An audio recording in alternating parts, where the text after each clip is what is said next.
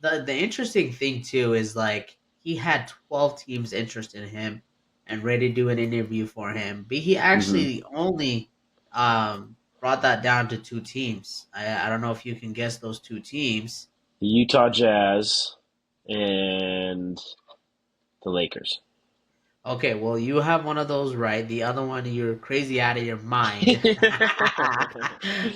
But the interesting is the Lakers were obviously the number one, and then the Yep. other one were the Suns.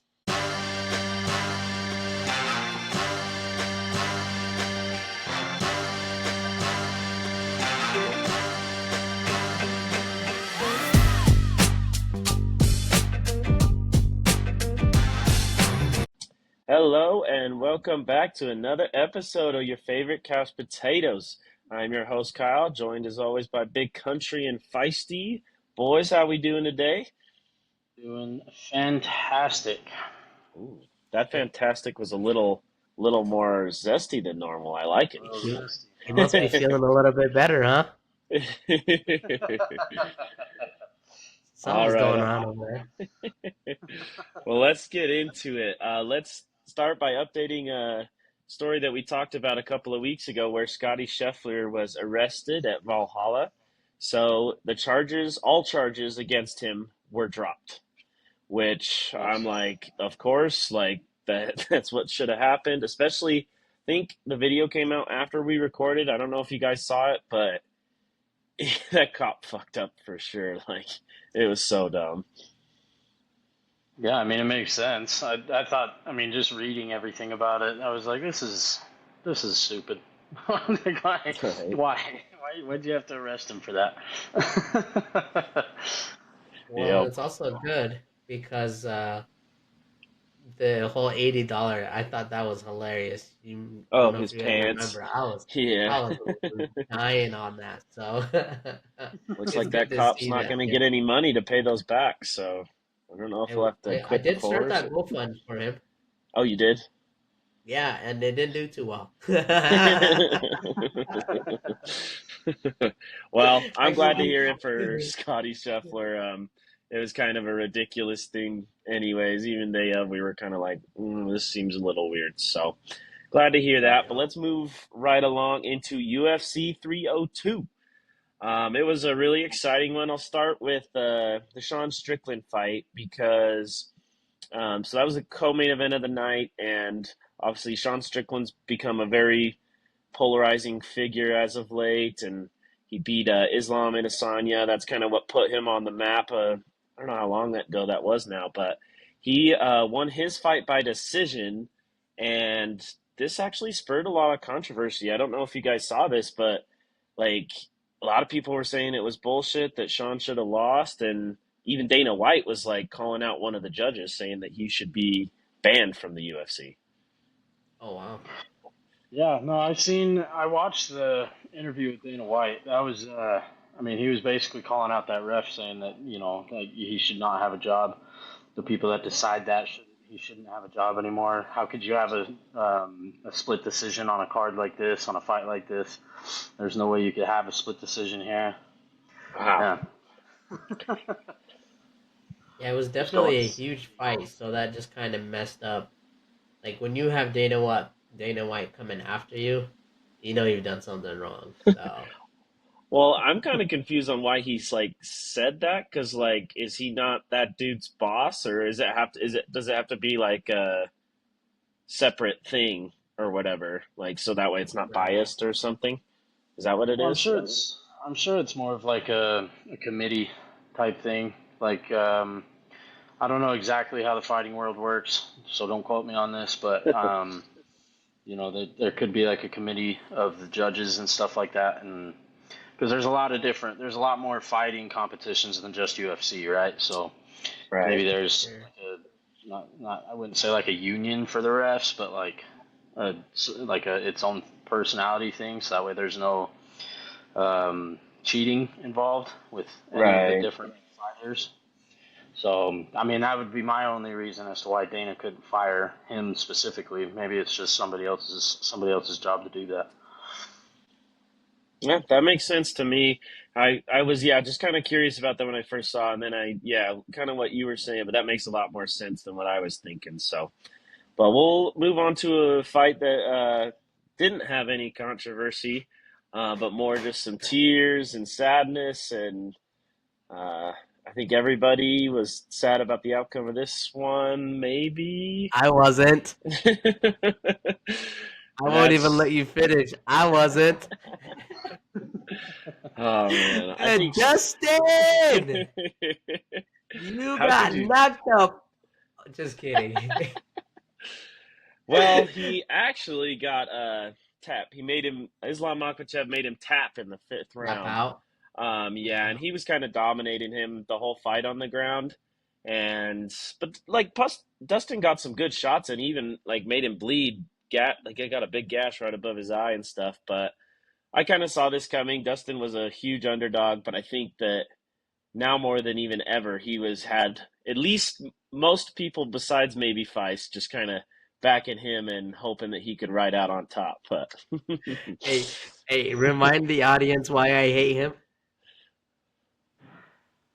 why? Oh, Because it he don't beat matter your boy. because he lost, baby. What a loser! Retire as a loser, baby. Oh my Retire as a gosh, loser. this is disrespect, Wow, man. that's not UFC. even hate anymore. It's not even hate anymore. That's just disrespectful right there. I don't I don't know if you'd say this to his face, Vice. Maybe we'll have to set Oh, up I would a. never, bro. I would never. I'd be like, "Hey, you're the greatest fighter of all time, bro. You're so good." And then behind his back, this guy's ass. Your wife is in me DMs. Vice would never see daylight again if he said that in his face. But no, just kidding. Yeah, I Nope, don't know, not Wes. Did doing you that. get to catch any of the fight or see any of the like highlights or anything? What'd you think of it? I mean, not really. I really it's just I seen a little bit of the recap and like Dana talking about it and stuff like that. I Yeah, really wish I did catch it. I really wish I did because I mean nobody knows if this is going to be Dustin's last fight. There's a very well chance it could be. Um, but yeah, no, I mean from what I've heard, Islam basically dominated the whole fight for the most part, and that's why Dana was so upset about the. Or no, that was the Strickland that fight. was a Strickland. Yeah, Yeah, that was the Strickland fight. I'm starting to mix them together, but yeah, no, Islam dominated the whole time, from what I've seen and saw. So yeah. But Dustin did say in his like post fight interview with Rogan, he's like, "This will probably be my last one. I've got a wife and daughter at home and stuff, and if I'm not fighting for a purpose or a title or something, and now he's probably going to be way down in the ranks and would have to win, I don't know, 2 3 fights at least to make his way back up, which is 2 3 fight camps, and just all this stuff. And he is getting older, so he probably won't, but he said he'll take the time with his family and stuff to make the decision. So I mean, all I would right. say all respect to him for like wanting to the father time is kind of catching up to him, and so I respect him for wanting to go, retire and be with his family. It like um that's super cool, and I think that he, like you said, having 2 more camps, 3 more camps of like training like that, it's not gonna be good, and he has to make his way back up. But I mean, Islam is a just a dominant fighter, and so he just dominated that whole fight. And I'm, I like all jokes aside, yeah, he did lose, but that fight was just he was already the underdog, like you said, and so it's Yep. always good to see Justin lose, baby. Yeah, I yeah. almost thought you had a baby face turn there, but you brought it back. So, Nope. well, the next one is UFC 303 at the end of the month, where your wife is in me DMs is going to be back in the octagon. Me boy, me With, kana. but I did hear that the press conference got postponed, and the UFC like didn't give any reason. Like it was just like postponed until further notice. So we'll have to keep an eye on that, and hopefully nothing happens with the fight. But we'll have to see. But let's move it right along. Finish out this sports news around the world segment with the NHL finals, because I know we're a big hockey program here, so you guys have been eagerly awaiting to see what is going on here. But let me just lay it out for you. So the Edmonton Oilers just beat the Dallas Stars to make it in, and then the Florida Panthers are also going back to the finals for the second year in a row. The puck drops this Saturday at 6 p.m. on ABC, and the Panthers open up as a minus 125 favorite to win the series, which I don't think is a surprise. I do follow some shows that do a little bit of hockey, and they've been a dominant team. And Edmonton, this is like their first time back in almost 20 years or something. Yeah. So we'll have to see what happens there. But I know we have other stuff to cover, so I'm not going to let you guys get too in depth on the hockey. Oh But yeah. let's just make some picks. What do you guys think? Florida Panthers or Oilers? I'm going to go Panthers. I'm taking the favorites all day, baby. Oh, well, if you're gonna take the favorite, I think I gotta take the underdog. Then I'll take the Oilers. I love me a good underdog story. There you go. I am a BYU fan after all. What a silly man. What a silly man. I'm going with the Panthers as well, Jacobs. Let's go ride, baby. Nice. And we did put like $1,000 bet on this, right? So Yeah. Yeah, yeah, yeah, yeah. awesome. Anyways, yeah, it should be exciting. I have heard that, like these are two good teams. Minus 125, not too crazy of like a favorite. So hopefully it's going to be a good series. Yeah. Hopefully. I think we should jump into some NFL news now, though. Something that's a little Yes. bit more in our realm of thought here. Let's do it. Um, so up first, we have Justin Jefferson today signed a 4-year, $140 million contract with the Vikings. 110 million of that is guaranteed money. That'll make him the highest paid non QB in NFL history. What do Yikes. you guys think about that? Lots of money. Um. So does he? So I saw this story. The first thing I woke up this morning. And when I saw how much it was, I was kind of worried a little bit because I know CD Lamb is next to get an extension, and so I'm like, I'm kind of worried. What are they gonna do there? But I love to see it. I think JJ definitely deserves it. He definitely has proven to be worth that money. Now, do they have the quarterback to help him develop? Kyle will say no. I would say maybe. Wesley might say yes. So I mean, I'm Of excited course they for do. Jay. Sam Darnold. I don't know about that one either, but I'm excited for him. I think that's good that he finally got to secure the bag, and I look forward to seeing what he ends up doing. So Yeah. I think that definitely, yes, he deserves this. I think, is the best wide receiver, hands down, in the NFL. I just think he's able to do everything. He's most consistent. We shall see, how it is with that quarterback room that he has, but I think yep, he'll still go out there and dominate. I mean, he was with Nick Mullins or whatever at quarterback, like it's pretty easy to get Justin Jefferson the ball. So I think as far as Jamar Chase and CeeDee Lamb go, um, it's going to be, like I said, in a tough position. We talked about it last week where, you want to be the first one to pay because it always seems yep, to reset the market with these kind of guys. And I think personally that they should get a little bit less than that. Like, not too much less. They're still obviously number one options, both top five, if not top three. We're talking about the top three wide receivers in the league right now. So yeah, that's kind of what I think. They should get a little bit less, but still big deals. yep, Yeah, I mean, I'm kind of thinking the same boat. I mean, I would say, I mean, they could do like a 4-year, 140 million, maybe just less guaranteed, something like that. No, I definitely think Justin Jefferson needs to be the highest paid wide receiver. He's proven that he's the best wide receiver in the league, year in, year out. Doesn't matter who's playing quarterback for him. You know what I mean? Yep. Um, yeah, I definitely think Jamar Chase and CeeDee Lamb should get just a tad less, little bit money. They definitely should be up there though. Yeah. well, that's gonna be interesting. I don't know if we have we'll get to that later, but I'm worried a little bit. So, but I agree that they definitely, I think maybe 125, 100, maybe 130 might be a good range, and that's me like going to the extreme.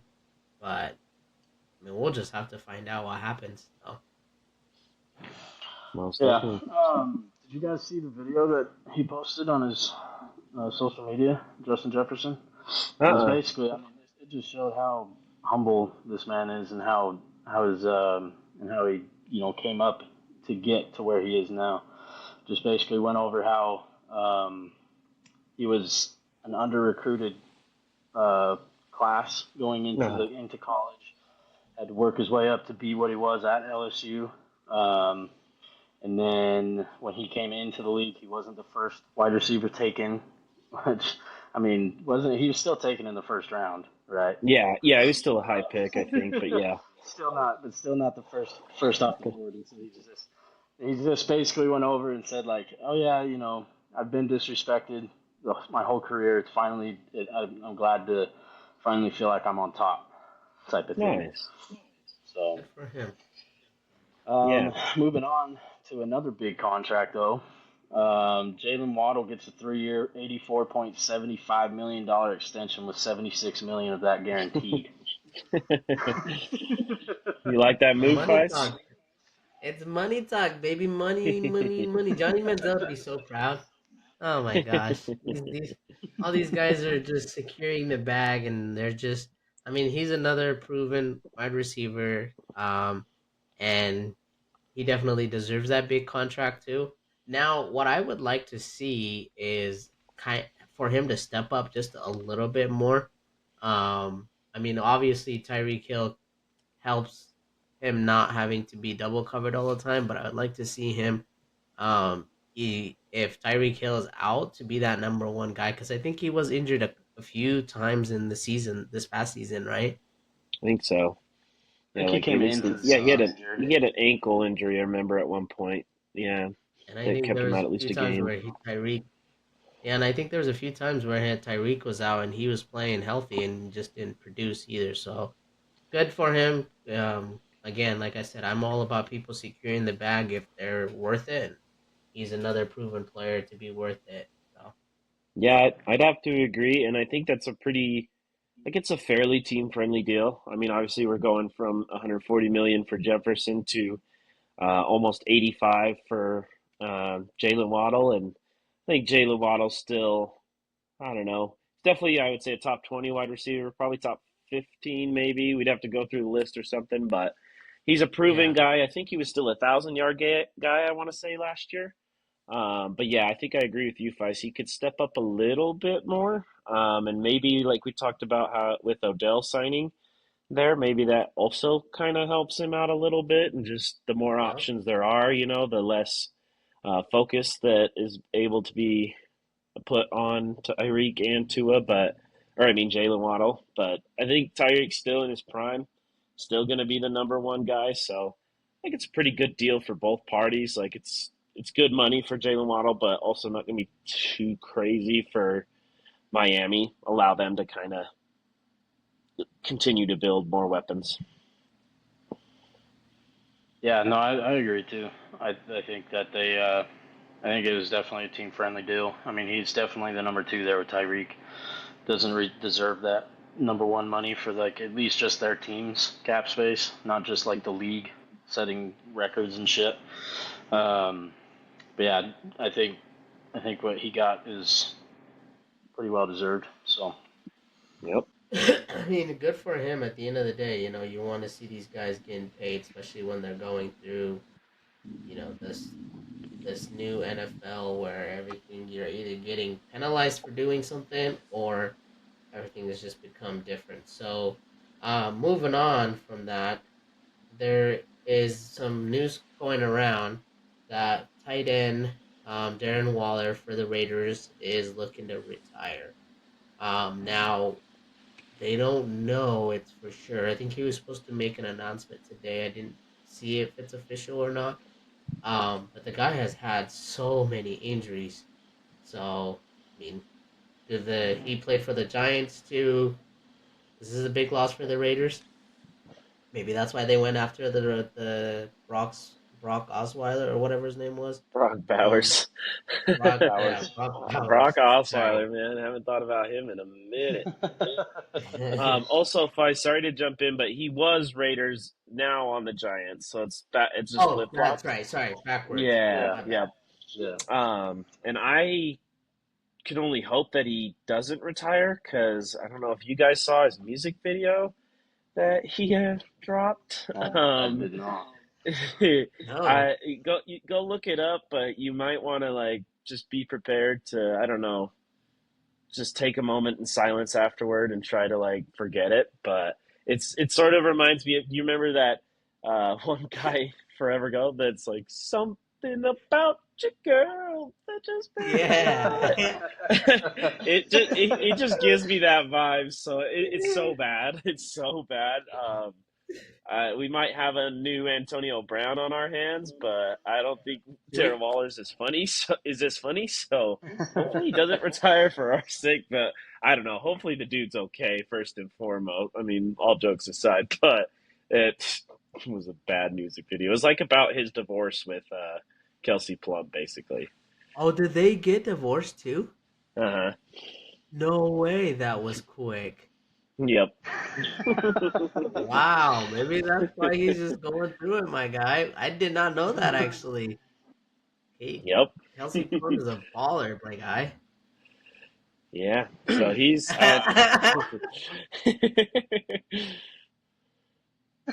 Yeah.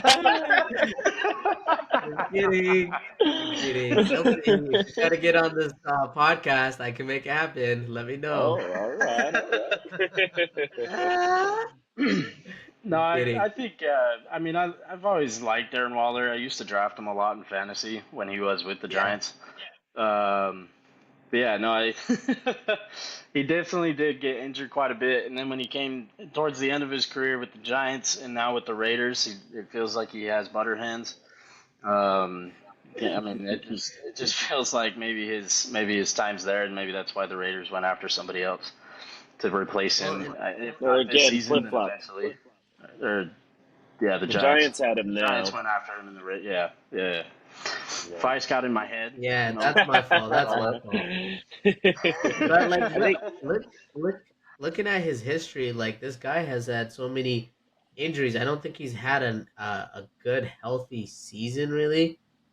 He's had like knee injuries. He's had a ankle injuries. He's had an IT band, like lateral knee. So it's like I think it's just catching up to him, and he might be also depressed a little bit because Maybe a as a tad of boy, the touch of the CTE maybe creeping in. maybe a little bit, but he didn't. I mean, he was a good tight end. So I mean, I don't know like what happened, but I mean, at the end of the day, man, that kind of sucks to hear, and also sucks now knowing the other news. I'm like, bro, you might be going down the Antonio Brown route, and that's not a good route to go through. So, I don't but know why everybody thinks they could be a rapper, but let's just say that I think even Antonio Brown has more talent than him. So,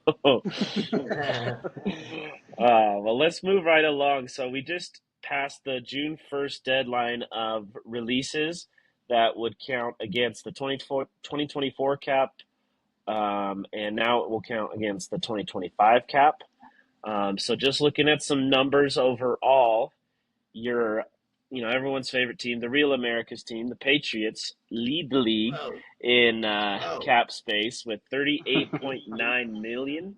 So still looks like we got a lot of money to be able to use going into the next off season and everything. So, like I said, hopefully it's just that year where we can let Drake May develop, at least not, have him onto the field until the last part of the season, if not the whole season, but also show that like New England should be a place that you want to come play football again, and hopefully can use that cap space to bring in some big names. Get that Tom Brady effect back. Yes, sir. Yeah, I mean, I just don't understand. Like, I mean, you have so much cap space. I mean, maybe they are just saving it for next season. Um, Speaking of cap space, I mean, I know the Steelers were making a lot of moves in this last free agency with trying to clear up cap space to try to get people. They have 14.7 after this release, whatever the where the cap ends. But I mean, I don't think they have really anybody to spend it on this last free agency. I mean, they went and got the guys that they needed to go get, and like Patrick Queen and all them guys, and I think they used the best of their offseason. So maybe now they can work on building it for next season.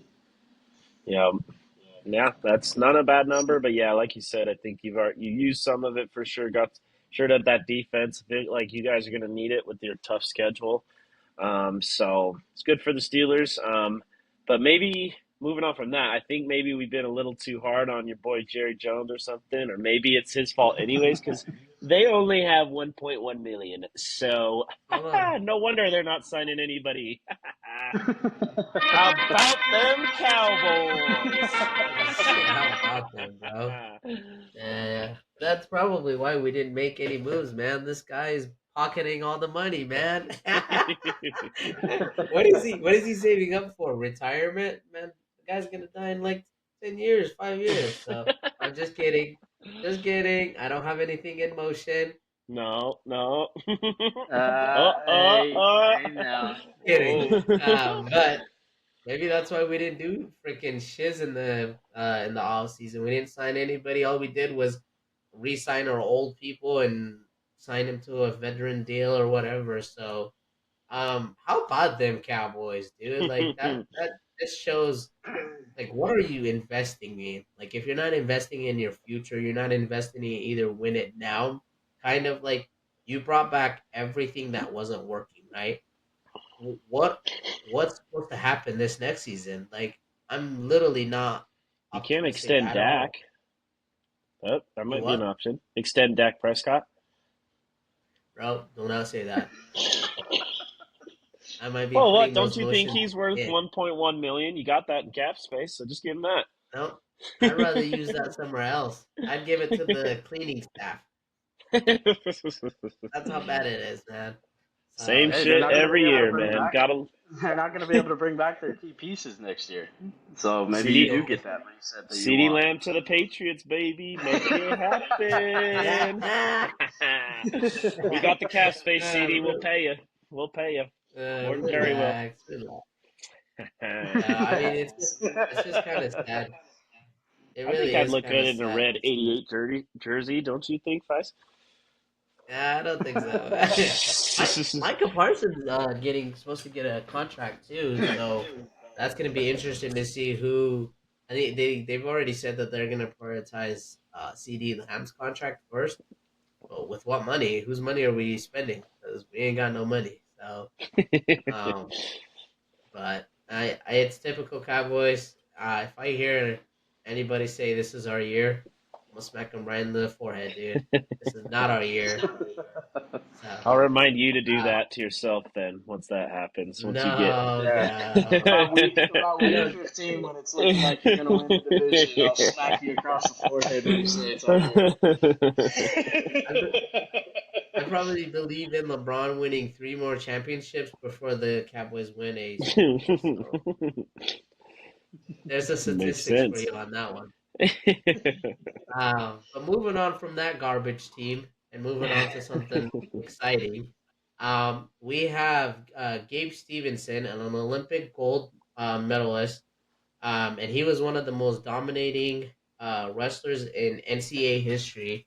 Is trying to try out for the Bills as a um, defensive tackle. Now, before I let you jump in, let me just kind of read some of his highlights.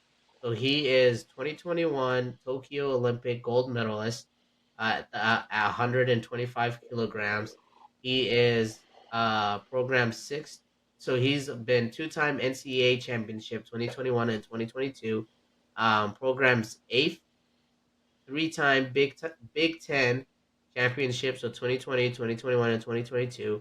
And then he's also won just crazy amounts of awards, which I'm not going to get into. But the biggest stat is that he is 82, 85. and 2 record when it comes to wrestling, and he is a perfect Whew. 48-0 in dual competition. Now, my in-laws would be able to jump on this and eat this up because they're all wrestlers. They're big fan of him. But looking at some of this stuff, this guy is nuts. He's a freakish athlete. He won a every time he won a champ, he would do a freaking standing backflip. So I mean, is this a steal for the Bills, or is this something that? What do you guys think? Well, at 125 kilo, that's like two, I don't know, 280, 290 or something pounds. Yeah, I was That is gonna a say. big boy doing a standing backflip. I was That gonna is say we need the impressive. American measurements here. We need the American measurements here. For Yeah, look how hard it is for me trying to figure that out, man. Embarrassing. No. Um, well, I hope that he's not that good because he's playing for or signing with the Bills. To me, that sounds like a guy that might be a 53rd man on the roster, maybe practice squad guy. I mean, it sounds like he probably played in high school or something, but didn't play in college or anything. Wesley, I don't know if you might know, um, just as a former high school player. I know you played linebacker, but like not to demean the position or him, but I guess just as like because for a wrestler to just jump in to playing in the NFL, like that's the one of the hardest leagues to play in the entire world. Do you know? Does wrestling would that help him play defensive tackle? Are you going to use a lot of those like similar moves or styles, hand fighting, this kind of thing, leverage or something as a defensive tackle? Would that Oh yeah. translate well? Do you think? Oh yeah. I mean, a lot of NFL players go and play other sports. Like they train in wrestling because wrestling teaches you how to stay low to the ground. Um, Okay.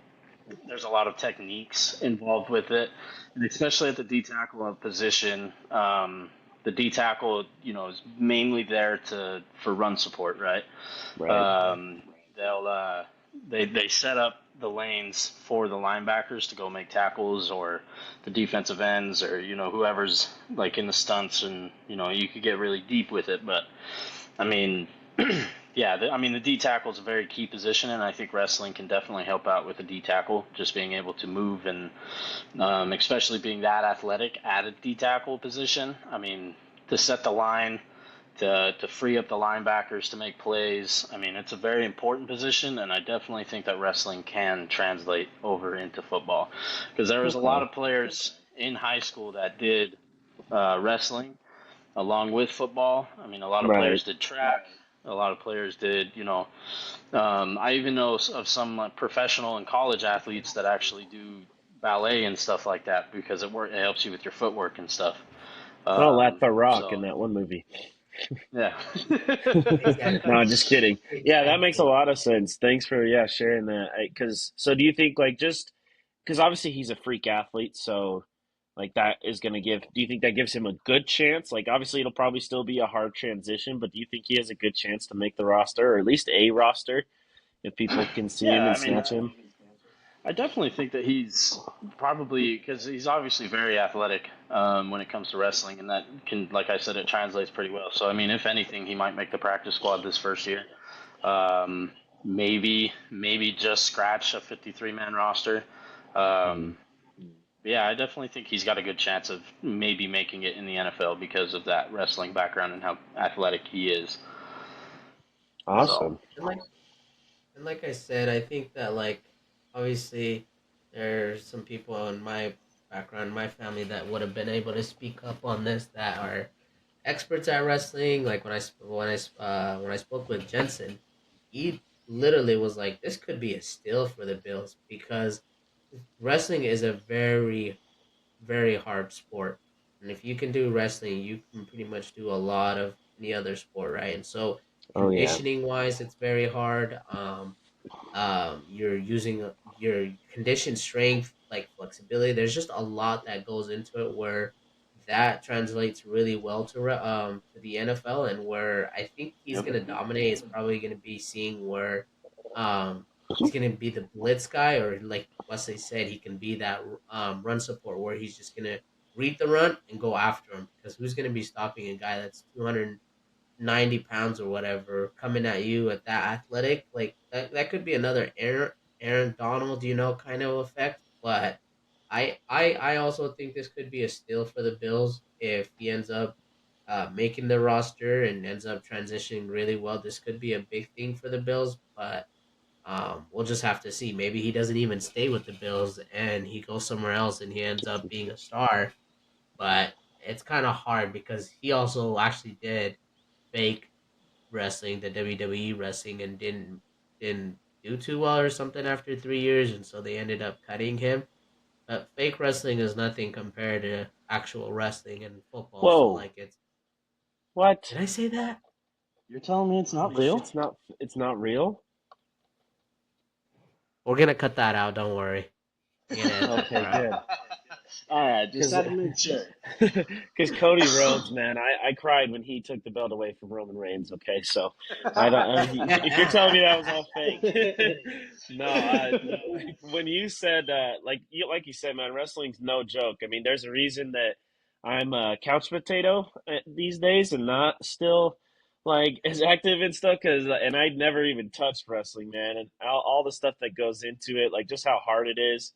For sure. And like you said, the conditioning and stuff. We have friends that I remember showing up like green, like their skin was green, like 'cause trying to make weight and stuff. Like they were taking, or like dehydrating themselves or whatever, not eating for days on end and stuff. So like, it is no joke. I have the utmost respect for wrestlers. So For I sure. hope he, yeah, does well and has a good career, just not in the AFC East unless he's with us. So, but yeah, I good for actually him. It'll hope be a he good does so story. well. I actually What? hope he does so well that he sacks your boy. So your boy starts on week 10, Uh huh. and then he ends up sacking him, and Uh huh. then he goes like this. He literally just gets up and goes, "I'm here." Does a backflip, stomps on Drake May's face, and then scars him up for the rest of the season. I'm all for that, actually. Alrighty. Well, it'll definitely be a fun story to follow. So we'll have to update and see how he does in camp and everything, OTAs. So let's move on to unfortunately, some sad news that we just learned of this morning. Cowboys legendary offensive tackle Larry Allen dies suddenly while he was on vacation in Mexico. The team announced today. That's all I've heard so far is that he died suddenly. That hasn't said for what cause yet, but like I said, he was on vacation. And Vice, I know you probably like have seen a lot of him. He's a Hall of Famer. He's Good been, old line. yeah, he's been there for days. He was with Emmett Smith back in the '90s, winning all those championships. So rest in peace to him, and obviously thoughts and prayers out to his family. Yeah, sorry, Wes, I'm gonna jump in on this one, but No, you're good, bro. I Cowboys guy. didn't like watch the whole lot on him, but I knew that that team back in the day when they had that success, it was because of the line that they had, and so I mean Emmett Smith would give a great credit to that team and what they were able to do for him and make way for him, and so it's just kind of sad to hear that, especially at age 55 or 52, 52, 52, right? yeah. Yeah, so it's just so sad to see that, and they don't even know what the cause of death is. But um, yeah, thoughts and prayers out to his family. Dallas wouldn't have what they have without that guy. So Hmm. Yeah, I mean, that was just, I mean, that line and Emmett Smith, that's just electric. You know what I mean? That's a keystone NFL, just keystone in the NFL. You know what I mean? Um, Reason why the NFL is to what it is today. It's why Dallas built the line for Zeke when Dallas had the best line that they had in a while since that line a few years ago. Um, yeah, I mean, just hopes and prayers to his family. Hopefully everything goes all right. Hopefully they can figure everything out. Um, Yeah, yeah, sad to see. 100%. So, well, let's move it along. Let's go into some more of that Dolphins news. We were talking about Tua and everything. We've talked about him a little bit. Vice, I remember you talked about him being his contract, or the Dolphins at least wanted it to be more incentive based. And then this was just a report, so nothing set in stone yet, but heard that his contract might be 50 million plus a year, especially after seeing like that Jared Goff contract and stuff. Is Tua worth $50 million? What do you guys think?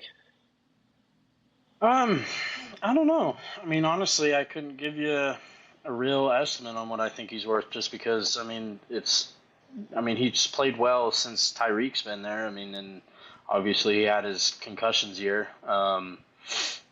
He's played well with Tyreek, and I don't know if a quarterback can play or can't play well with Tyreek.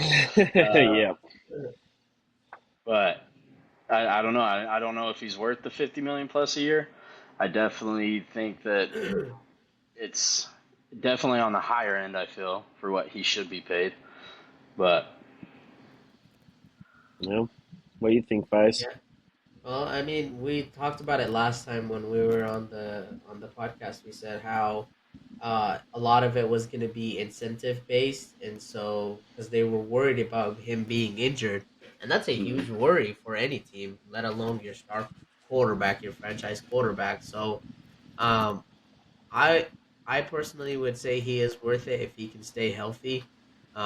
He's still young. He's still electric. He can still give you what you need in a quarterback. And so, why would you try to get away from that if you already have your franchise quarterback? If he can stay healthy, and that's the big thing too, is for him to stay healthy, they need to fix that old line so he can actually stay in the pocket and not have to get out of the pocket and go freaking into danger zone, danger world, and try to make stuff happen with his feet. And so I like it. I'm glad that it's not all incentive pay basically, but we'll see what ends up being. Maybe it's gonna be 50 year, and maybe like 45 of it is guaranteed a year, like, or 40 is guaranteed a year. Yeah. So we'll just have to see, and hopefully, like I said, hopefully he gets his, if and it'll be worth it if he can stay healthy.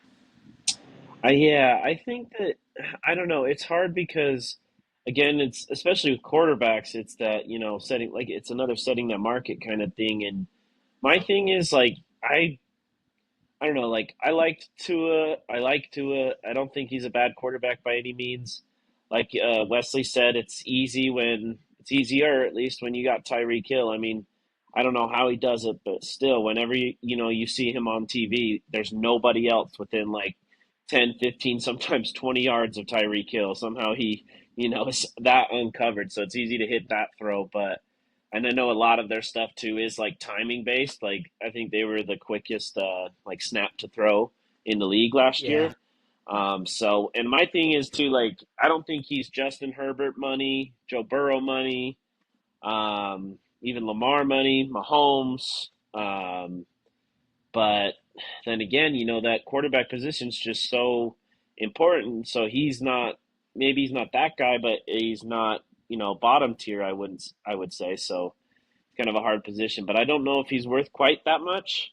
Like, I think it'd be nice, like you said, Feist, if it was more incentive based, at least for the Dolphins, or at least have him maybe a shorter contract, not like a 5, 6 year deal or something. So yep. we'll have to see. Like I said, nothing's set in stone yet. Those are just kind of reports coming out. But speaking of reports coming out, Wesley, you might be interested to see this. So this was per NFL rumors on Twitter that the Pittsburgh Steelers are expected to land either Brandon Ayuk or Debo Samuel. So I guess my question is to you especially, or and Vice, you can do it as well. Which one would you pick, and what are you going to give up for him? honestly, I think Ayuk would probably fit better with the Pittsburgh Steelers and their offense that they have. Obviously, we're gonna have a whole revamped new offense this season, but with what I've seen in the past, I just Ayuk across the line um, from George Pickens. I Mm-hmm. mean, that's a killer fucking combo right there, bud. You know what I mean? pretty dangerous. Pretty, and the fact that Kenny Pickett's not the quarterback anymore too, that makes it a lot better. Kenny Pickett might have those two guys and still not be able to get them the ball. Then we get to see what Russell Wilson and Justin Fields can do with actual threats on an Yep. offense. You know what I mean? With Yep. Najee Hmm. Harris and Jalen Warren, and ooh, that would be such a great fucking combo right there. That I mean, I don't even know how you'd stop that. As to like what I would give up, I mean, receivers in the higher age bracket, I mean, you really see them go for like fourth rounders, fifth rounders. I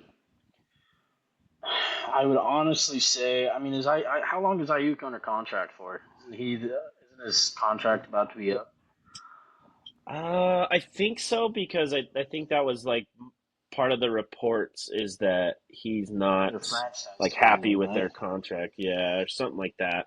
Let me look it up here. I think it's at least on his last, let's see, 4 year, $12 million deal with the 49ers. But when did he sign that?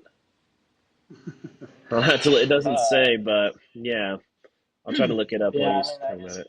I guess it kind of depends on that, really. Just because, I mean, having to sign him, even after a season of playing, I mean, because then you've got to decide between Najee Harris, Brandon Ayuk, or Justin Fields, or Russell Wilson. I mean, there's both of those guys you could re-sign. You know what I mean?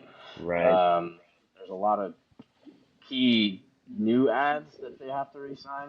Um, just, but I would probably honestly give up maybe a fourth rounder and maybe a future third, probably for Ayuk. Ooh, okay. You go get that guy for sure then, because yeah, like you said, it's a little bit more. I did look. He is the last year of his contract. He's still on his rookie deal. He was drafted in Mm. 2024, so this will be the fourth year of his deal. So yeah, he would Well, if need a it's new his deal rookie next season. contract, and I mean, hell, go get him and re-sign him. You obviously know what he can do. There's no question Right. mark with Brandon Ayuk. You know what he can do in this league. So Yep. And that's what I was gonna say too. Is you've seen what he can do and what he's done for the 49ers. They're so dumb to let him go. Like that just there's just yeah, it just doesn't make sense because he was a dual threat by being a running back and also being a receiver and just basically doing anything and everything for that offense. Um, and I would honestly say Brandon Ayuk as well. Um, just because he can be a dual threat. And he's also I feel like he's a little bit more explosive, and I like having explosive players. And so, now as far as what to give up, and that's hard. I I wouldn't really even know because like you've seen Amari Cooper get freaking traded for like a fifth and sixth round pick. You've seen some of these players get traded for nothing. So is that going to be the same case? I don't think so. I think 49ers are going to be really greedy and trying to get the most out of it. So maybe a second round and a fourth round. Um, second round. because just because I think they're just going to be greedy about it and not want to just let him walk to a team Well, like I think that. the tough part about that is that if you look at the Niners, they have been very fortunate because Brock Purdy ended up working out. Not only is he on his rookie deal, but he's on a seventh round rookie deal, the last pick in the draft. Yep. So he's on a very, very cheap deal. And so they've been able to pay, Ayuk, Devo, um, Kittle, McCaffrey, Trent Williams, Nick Both. I mean, that team is insane, obviously. And so I think you're gonna have to give up some of these guys, and I think that other teams are gonna know that. So that's why, like, I might just disagree with you a little bit on that one as far as like them being stingy and getting a second round. Like, I think that they might have to, if they are gonna be able to have to give up them, or if those are gonna be one of the guys they want to give up, or say like, hey, we need like we need Kittle, we need McCaffrey, we need Bosa. We can maybe live without Ayuk. Then they're going to have to give him up, kind of like for a similar deal like to Cooper. Yeah, But maybe like Wesley said, I think that's a fair price, like a fourth round and then a future third. So it's not like the next year, but they still get a yeah, third round pick for it. Yeah, no, I was thinking the same thing because, like you said, I mean, they have to pay so many of these super talented guys. So I don't think the Niners are in a position where they can attack the market in a way that you know that could happen. I think that I mean you could probably even throw a fifth round in there instead of a future third and go get them. You know what I mean? I mean I don't think that the Niners are going to let them go for nothing. They're not, and they're Yep. not going to be able to re-sign all of them. So get the price when you can get it. Um, and I think that's kind of what they are going to have to do. If not this season, then next. You know what I mean? Yep. Yeah, I mean, yeah, maybe because you're a little, you might be I might be just trying to give. I hate the Niners actually. Just get a seventh round pick actually out of this. Just give him to the Cowboys for a seventh rounder, maybe. So I'll take Brandon Ayuk actually. Freaking Oh, there oh will be wait, riots in the we don't have cap streets. space. There, No, I there will don't be know if we can riots even. in the streets if the Niners if the Niners trade with Dallas. There will be riots. I'm all I'm all for that. And then to end with the segment, just a little update from last week. Just a sensitive topic. We're talking about Brandon McManus, the incident he had. Just a quick update for you guys. If you guys are following that story, he has been currently released by the Commanders. So that's all we know so far as that story. I mean, it's still being under investigation, and so we hope for the best. Like we said it last time, it's a very sensitive topic. We know stuff like that can happen, and so we hope the best for everybody. Um, and yeah, it's just unfortunate. So Yeah, and the release, doesn't show good signs, I guess, as far as his case and everything. But I think at the same time, it is a kicker. He's a good kicker. Don't get me wrong. right, He's been great for the Broncos, and then yeah, he was on the Jags last season. But you know, it's a more replaceable position than a lot. Unless you have that top guy, which I wouldn't put him in the top five. So probably an easier decision for the Commanders just to be like, yeah, we're gonna stay away from this and just let him go. So maybe depending on what happens, like if he's found innocent or whatever in the whole thing, maybe he'll get picked up. I'm sure he can still get picked up by another team and finish out the career that he wants to. But if not, then like I said, I hope he gets what's coming to him if it all is true. yep, Yeah, yeah, no, I agree too. Like you said, it is a replaceable position. That's why, like when all the allegations came out against Deshaun Watson, like the Texans didn't cut him for a while. But I don't think that the Commanders cutting him is anything to do necessarily with the case itself. I think it's just more of like a image thing for them, just public because, like you image, said, Mm-hmm. yeah. it is a replaceable position. And obviously, like you said, like the Commanders are probably just like, I'm just gonna stay away from it. You know? Yep, yep. We'll get someone else figure it out, right? Yeah. So we'll definitely keep following it and update you. And then on the other side of this break, we will get into the NBA. We're almost ready for the finals, baby. So we'll catch you on the other side.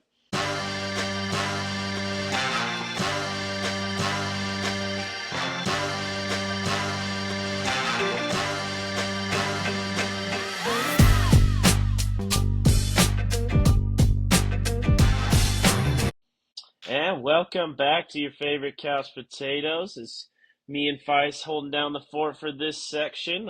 Feist, I know you got some NBA news to start us off with. Yeah, man, let's get right into it. We can't start this episode without talking about the king, but it's actually not about him. It's about his son, Oh, the King Prince, Junior, maybe. uh, or Prince. There you go. But he has announced that he is foregoing his uh remaining college eligibility to go into the NBA draft. So that means he no longer has eligibility to go back to the college to go play basketball or whatnot. Now he just has to be fully committed into the draft and hope that he does get drafted. So Wow. Let's start this one off, man. What's your thought? So it's official. Yeah, when we first saw this news, I was like, so does that really mean like he can't go back to college? And like it's just a tough angle to have. And I know that like I saw there's some details on it, like his agent, Rich Paul, obviously, who's LeBron's agent and a bunch of other players. He says he won't play on a two-way contract. So Right. meaning that like he basically has to be on an NBA roster as far as I understand. Like he can't be one of those two-way players that does the G League and the NBA, which I don't know. I guess you're thinking like money wise, it's not good for him and obviously they're in kind of a powerful position because it's Rich Paul, because it's LeBron James, but like Yeah. if he's not gonna go to college, the G League's gonna be like perfect for him, I feel like. Yeah, I mean, I think it would give him an opportunity to grow and an opportunity to like kind of develop a little bit. I mean, Dwayne Wade's son was there for a little bit. The interesting thing too is like he had 12 teams interested in him and ready to do an interview for him, but he Hmm. actually only brought that down to two teams. I don't know if you can guess those two teams. The Utah Jazz and the Lakers. Okay, well, you have one of those right. The other one, you're crazy out of your mind. But the interesting is the Lakers were obviously the number one, and then the Yep. other one were the Suns. Now, the two teams they both have a first round pick. I know the Suns have the 22nd or 24th pick in in the NBA draft, and then I'm not sure what the Lakers have, but I think they were trying to get some role players so that it can help if LeBron ends up staying. And then there was also news that LeBron is probably not going to take that player option, and he's either going to Right. re-sign or and reconstructure his contract where he's getting paid 2 years, 150 mil a year or 150 mil total, or he's going to Yeah. go obviously to where Bronny goes. So it's just to me. I love Bronny. I think that he's a good player. He's definitely proven me wrong. I was a big time hater. I was like, maybe you should go back, you know. And now Well, to I don't see know his that you're path, wrong. You know what I right? mean? Like, I don't think he's still proven. Like him going first round, I don't know that he will. No, no, You I don't know? think he does either. But he's definitely put up some interesting numbers.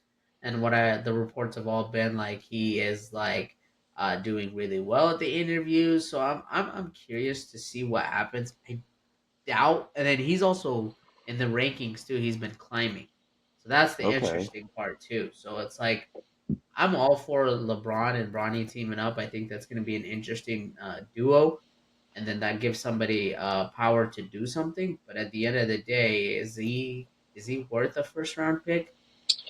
Yeah, right. And like if you're getting LeBron, but even at this point, like uh LeBron's so old and you're knowing he's been like admitting that he's near the end, so it's I don't know, because the thing is like the only reason you'd want a guy for 1 or 2 years is to, win a championship or something, but championship Right. ready teams probably don't have the money to give LeBron. So it's like Yeah. I don't know. And I see him staying with the Lakers. I think that's what you're saying. Like he was gonna be, sticking with them, but it's just such a weird situation for him to forego. I don't know. Do you know do you have to forego your college eligibility or like so say he didn't, does that mean he can't enter the draft? Like, is there a certain point you basically have to say, I'm entering the draft or I'm going back to college? I don't remember the Pacific like the rule on how it's really structured. I know that once you have committed to the draft or whatnot, you technically You're, can't go back and play sports, so it's probably the other college way around basketball. too. And so yeah, I would think that honestly, once you can still, I've seen a lot of players will go back within last minute, so they'll know once where they're going to be drafted. If they know that they're not doing too well, their draft stock sucks. A lot of times they'll just forego that draft and go back one more year and play. So I would assume that that's kind of how it's going to be, where he has to, um, they have to basically either give up the draft or give up eligibility. And he must have a strong. somebody must have told him he's getting drafted, or somebody must Right. have Some said, they got like, some plan in place or yeah. something. Yeah. So, and I would love to see him at the Suns. I think that would be an interesting Kevin Durant, Bradley Bill, Devin Booker, Bronny, and And LeBron LeBron James. James. I don't know how that team works, man. You might have to restructure something, I don't like think that works either. I bet the Bradley Bill and Booker would probably get traded or something. But that's I don't know. You get rid of that's hard to get rid of Booker. Booker's still in his prime. KD's past his prime, and so is that's what I Beal. mean Beal's on the is, later end. yeah, I mean that's why I would think that they would get rid of him because that can kind of give the draft stock. You can get some kind of draft stock for later on because you're only going to have LeBron and Kevin Durant for maybe a year or two. So it's Right. like they would need to build up for that future stuff. And I bet you can get a couple first, or not even, if not a couple, you can get a first round and a second round for Devin Booker. And then Bradley Beal, you probably could get like a fourth, fifth round pick from him. So it's like, Well, there's only I'm just, the 2 rounds in the NBA draft. oh, I'm freaking Well, stupid. not the NFL. Oh God, shoot! give us some It's the end of the imaginary day, picks. but yeah, I But probably mean, you're more like 2028 picks or 2029 picks or stuff like later that. on for Yeah, sure. right, right. That So makes sense. It'll be it'll interesting to be, see. I know that the draft's at the end of this month. We're yeah, almost to draft season, which I'm excited for, sort of, as a Jazz fan. I mean, we got 3 first round picks this year, but we got like 10, 29, and 31 or something like that. oh wow, So not a lot of like prime positions, and the NBA draft's just so weird. It could be right? like, I think I talked about it. Like the number one pick could be Markel Fultz, and he sucks Yep, ass, and then like Donovan Mitchell was like the 13th pick. So you never. It's yeah, it's so hard to see in the NBA. But for sure, and let's move especially on to with it being. some. Oh, sorry. You go ahead and finish I up. was just gonna say, with it being, I forgot two rounds. It's definitely hard um to go, you know, deep down in the draft and say, oh, this is the guy. So Right, right. Yeah, good point. So, but yeah, I was gonna say let's move on to some more NBA news. The Kings extended head coach Mike Brown for a 3-year extension with a base salary of $8.5 million a year. So I'll just like start off kind of with my thoughts. I've liked Mike Brown for a while. I know he was like a longtime assistant for the Warriors and Steve Kerr when they were going on their crazy run. And yeah, I've been kind of a fan of the Kings. Like, I know it wasn't quite their season this season, but I for think they sure. dealt with some injuries and stuff. But they got a lot of great young players. I mean, De'Aaron Fox, Sabonis, Keegan Murray, Davion Mitchell. Like, they got a good squad there. So, and I think Mike Brown's a great coach. So I think this is a great move for Sacramento.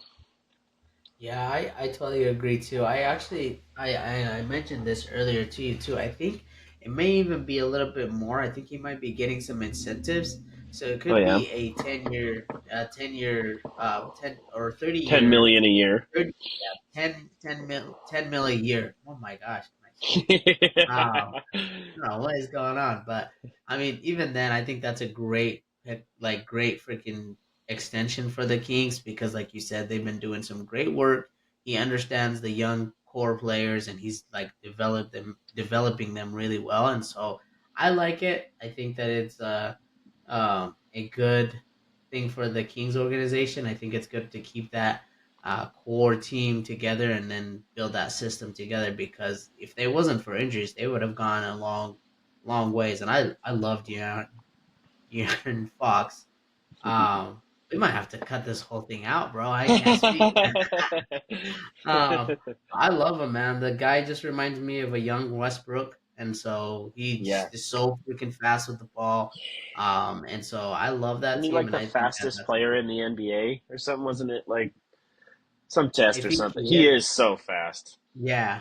So that will be really interesting. And I'm excited for that. And so to even add on to that, even now, Ty Lue got an extension too.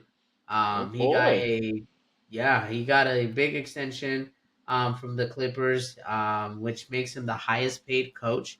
he got a 5-year deal, 70 mil extension. So Whoa, yeah, 5 years, 70 million. So they that's about must have. 14 million a year. So that's a big upgrade from what we were just talking about, Mike Brown. So is that LA money, or is it showing that he's one of the premier coaches in the NBA? What do you think? No, I think this is a great. This is another great extension. I love Ty Lue. I think he's a good coach. He was able to do some great work with that Clippers. I know that they are always injured in the playoffs. It seems like, Yep. but And in they the were a regular great team. season, probably the off Yeah, but they season were too. still. They're But just weren't they injured. like the Kawhi never third, fourth plays. seed? But like even with all that crap, like they I Yeah, think that they're they the were fourth still in the seed. third. Yeah, the whole season. So it was And like, we, like, as the couch potatoes, all four of our uh, guys involved in the picks, we all picked the Clippers to beat the yep, Mavericks in the first round. And obviously, we saw how that went. So, like, but the thing is, I remember too, like, a lot of people saying, um, like, they were, I think it was like outside of Denver, the Clippers were like the biggest threat that's to win the Western yeah, Conference Finals. Like before the NBA playoffs started, I remember hearing for all that sure. from the ESPNs of the world and whatnot. So, but yeah, but obviously Tyler knows what he's doing. I think, like we talked about before, LeBron James, probably his favorite coach that he's had. Yep, Um, in his tenure. He's had a lot of rough head coaches, but he's definitely a smart guy. So it's good for the Clippers. They got to figure some other stuff out. I mean, I know. I think I've heard like Paul George is kind of his future's iffy with them. yeah. The I think Kawhi's 76ers locked are in. heavily. Oh, the 76ers are looking at Yeah, him. they're heavily trying to recruit him to come over there. That guy's a freaking. If there's a homie hopper, that's a homie hopper, dude. Holy crap, dude! And not even a homie hopper. He's a team hopper. Literally Yep. just gets paid big bucks and then stays there for a couple years. It's just not working out. I want to go somewhere else and get a bigger paycheck and push off E. Maybe you should go back to Indiana, dude. Him and Tyrese. That'd be kind of fun. Oh, that would actually kind of be fun, dude. I saw this thing actually. It said every guy should finish, or every NBA player right now where they should finish is kind of where they started. So I saw a Kevin Durant with the OKC. That would be freaking interesting. They also said LeBron with the Cavs, that young team with LeBron. Okay, and then I they like that. to see Paul George back in the at the Pacers with the team that they have right now with Siakam, and like they have a really good coach over there too. So I'm like, hey, I'm all for these Right? reunions. They'd be kind of fun to see. Go back to our childhood, man. That's how long it's been. Like Paul George was in there. I remember those battles, like the Eastern Conference battles when LeBron was in Yep. Miami, and Paul George he just was a menace in Indiana. Obviously, he started pushing off against Utah in the when he was with the Push up Thunder, but E. but no, I yeah, it was fun. So that'd be fun to see. But yeah, it's good. It's definitely good. The locking down Ty Lue can't hurt the Clippers. Yep. Obviously, I think he's a great coach.